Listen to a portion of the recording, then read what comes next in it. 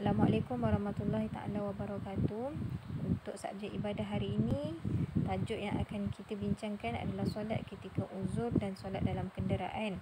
Okey, tapi untuk minggu ini kita akan tengok solat ketika uzur dahululah. Okey. Solat ketika uzur, okey, baca dan faham. Okey. Ibadah solat adalah ibadah wajib yang dikerjakan.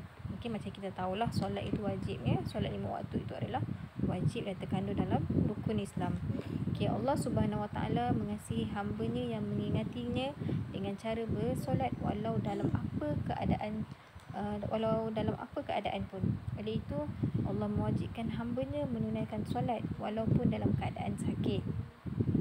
Okay, cara-cara mengerjakan solat ketika uzur. Okay, Islam tidak pernah memberatkan umatnya. Allah Subhanahu Wa Taala memberikan kemudahan kepada hamba-Nya menunaikan solat dalam keadaan sakit mengikut kemampuan si pesakit dengan cara yang pertama duduk, yang kedua baring miring, yang tiga baring menentang, yang keempat menggunakan isyarat mata, yang kelima menggunakan isyarat hati. Okey, bukanlah bermaksud apabila seorang tu uzur perlu melakukan 5 perkara ni, tidak. Okey, sekiranya seseorang pesakit tak mampu untuk solat berdiri, jadi dibolehkan untuk duduk. Okey, sekiranya tak mampu duduk, okey, mampu baring mengiring sahaja, jadi bolehlah solat dengan cara baring mengiring. Okey, kalau tak mampu baring mengiring, hanya boleh baring menelentang, jadi boleh solat dengan cara baring menelentang. So tak perlu duduk, tak perlu berdiri. Okey. Dan sekiranya tak mampu nak duduk, tak mampu nak baring mengiring, tak mampu nak baring menentang, okey, hanya boleh menggunakan isyarat mata. Mata sahaja. Okey. Jadi pesakit perlu wajib solat dengan menggunakan isyarat mata, dan tak mampu untuk menggunakan isyarat mata, hanya menggunakan isyarat hati. Okey, kat sini nak menunjukkan bahawa Islam sangat-sangat menitik beratkan, sangat-sangat memberi perhatian kepada rukun Islam ni lah, iaitu solat 5 waktu. Okey, memang wajib. Jadinya tak mampu berdiri, boleh duduk. Okay, macam saya cakap tadi, ada 5 cara yang pesakit boleh gunakan mengikut kemampuan si pesakit. Okey, kita akan pergi pada hari ini adalah cara solat duduk. Okey, ini kita andaikan bahawa si pesakit tak mampu untuk berdiri tegak. Jadi yang pertama, pesakit boleh duduk antara 2 sujud. Okey, duduk antara 2 sujud dan menghadap kiblat. Tangan lurus di sisi seolah-olah kita berdiri tegak. Okey, yang kedua, duduk seperti duduk antara 2 sujud, kemudian membacakan niat. Okey, baca niat. Niat apa, solat apa yang kita nak buat. Kemudian takbiratul ihram. Okey, macam biasa. Kemudian bila dah takbiratul ihram, kita bolehlah bacaan solat macam biasa, doa iftitah, al-Fatihah, surah-surah lazim. Okey. Dan nombor 3, ketika rukuk. Okey, tengok dalam gambar macam mana dia melakukan rukuk. Okey, kalau dalam keadaan duduk, tunduk kepala bertentangan dengan tempat sujud.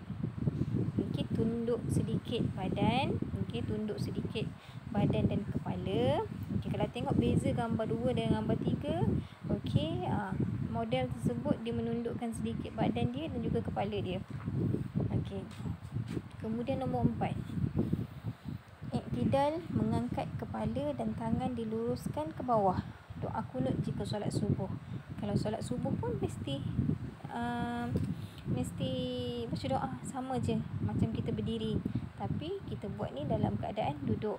Okey, iktidal, bangun daripada rukuk. Okey, tegakkan badan macam kita menghadap kiblat waktu mula-mula tadi.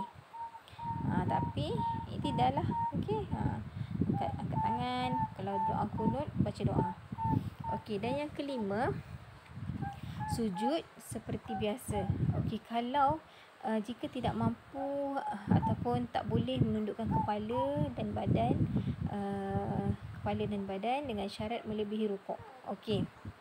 Kalau tak mampu, okey, maksud tak mampu kat sini, tak mampu untuk sujud kepala dan juga kepala ni kena tempat sujud, jadi boleh menundukkan kepala dan badan dengan syarat melebihi rukuk. Jadi kita tengok nombor 3. Nombor 3 dia rukuk macam tu kan. Jadi untuk sujud kita cuma gantikan dengan cara tunduk lebih daripada rukuk.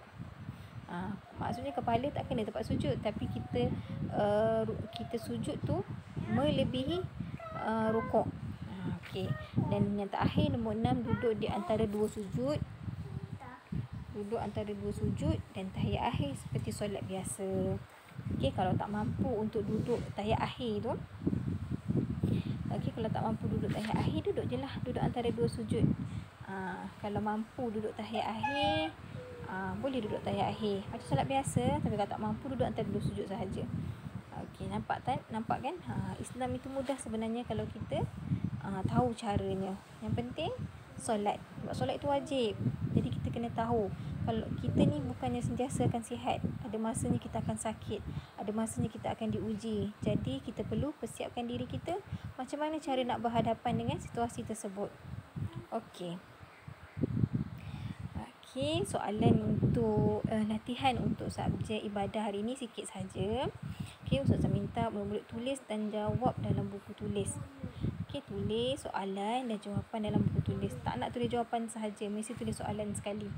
Sebab nanti akan datang kita nak rujuk balik, senang kita tahu apa soalan yang kita nak buat, apa soalan yang ditanya. Kalau tulis jawapan sahaja, nanti kita tak tahu apa sebenarnya soalan yang ditanya.